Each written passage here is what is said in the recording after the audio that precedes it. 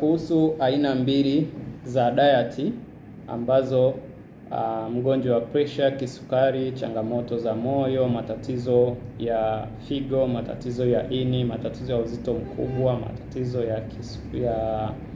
ya madonda ya tumbo, matatizo ya baridi yabisi. Nilizungumzia lishe aina mbili ambazo hawa watu wakitumia wanaweza wakapata uponyaji bila hata kwenda hospitali. Sasa nimekutana na maswali hapa. Swali la kwanza linasema ipi kati ya lishe ya carnivore na kati ya lishe ya ketogenic ipi ni bora kwa mgonjwa wa kisukari? Ipi ni bora kwa mgonjwa wa kisukari? Sasa majibu yake yako hivi. Lishe zote mbili, ketogenic diet pamoja na carnivore diet, zote zinaweza kusaidia kwa wagonjwa hawa wa kisukari. Zote zinaweza kusaidia, lakini pia uchaguzi unategemea na hali ya mgonjwa alionayo. Kwa mfano, tukianza na ketogenic diet kwa mgonjwa wa kisukari, inaweza kumsaidia kwa njia ipi? Kwanza, inapunguza kiwango cha sukari kwenye damu kwa sababu ina eliminate ulaji wa wanga. Kwa hiyo sukari kishapungua kwenye damu, ni rahisi mgonjwa wa kisukari, hasa sukari aina ya pili ya kupanda, kuwa normal kabisa. Lakini pia ketogenic diet huwa inachochea mwili kutumia mafuta kama chanzo cha nishati badala ya glucose au badala ya wanga. Kwa hivyo ina uwezo wa kucontrol level ya insulin kwenye damu, na hivyo insulin ikishakuwa controlled, tayari mgonjwa wa kisukari anaweza akapata unafuu au sukari ikawa normal kabisa kwenye damu.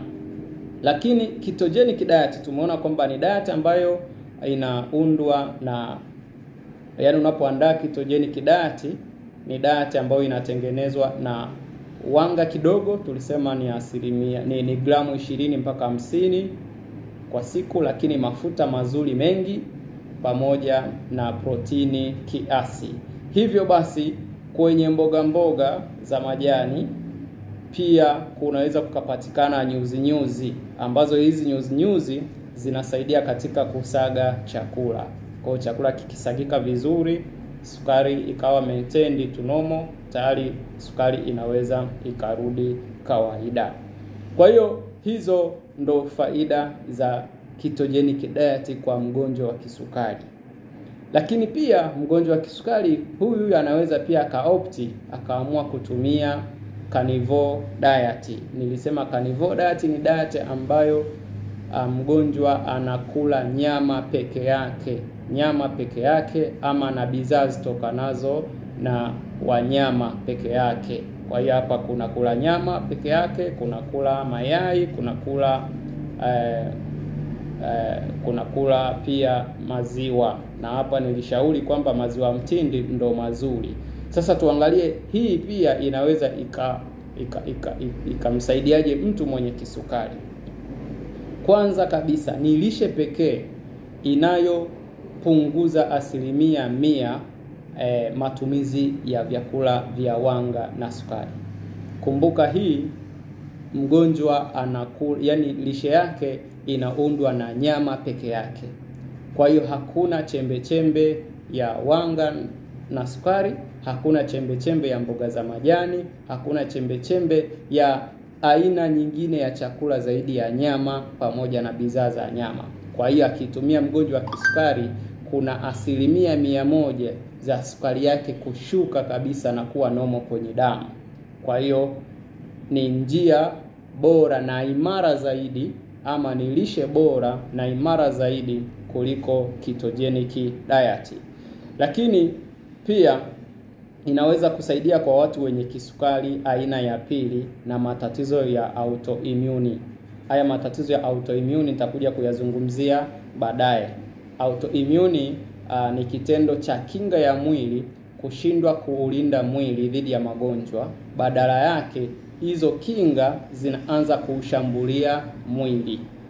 Narudia tena, kwenye autoimmune, autoimmune maana yake ni magonjwa yatokanayo na kinga ya mwili kushambulia mwili badala ya kuulinda mwili dhidi ya magonjwa. Tutakuja kuyazungumzia hayo magonjwa huko baadaye. Kwa hiyo hii carnivore diet ni nzuri sana kwa mgonjwa mwenye haya matatizo ya autoimmune diseases kama vile baridi yabisi, kisukari aina ya kwanza na kadhalika.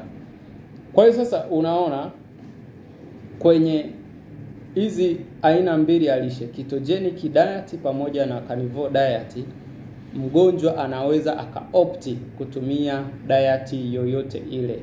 Na hapa tunashauri mgonjwa aopti kutumia diet inayopatikana kwa urahisi kwenye mazingira yake.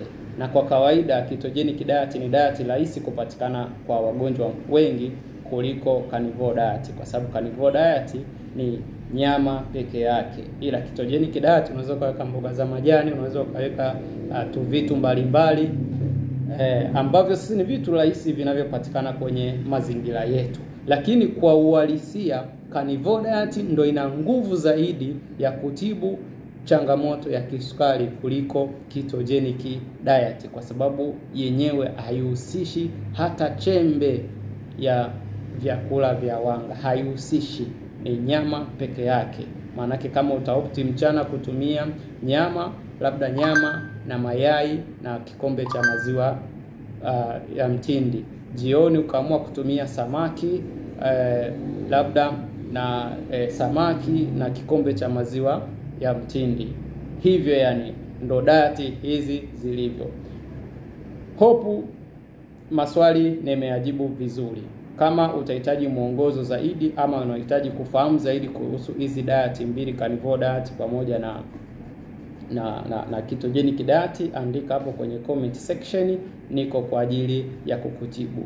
Lakini pia kama utahitaji uandaliwe ratiba ya kutumia chakula ama ratiba ya chakula kwa siku au mpaka wiki nzima, unaweza ukaniandikia hapo, nami nipo kwa ajili ya kukusaidia. Asante.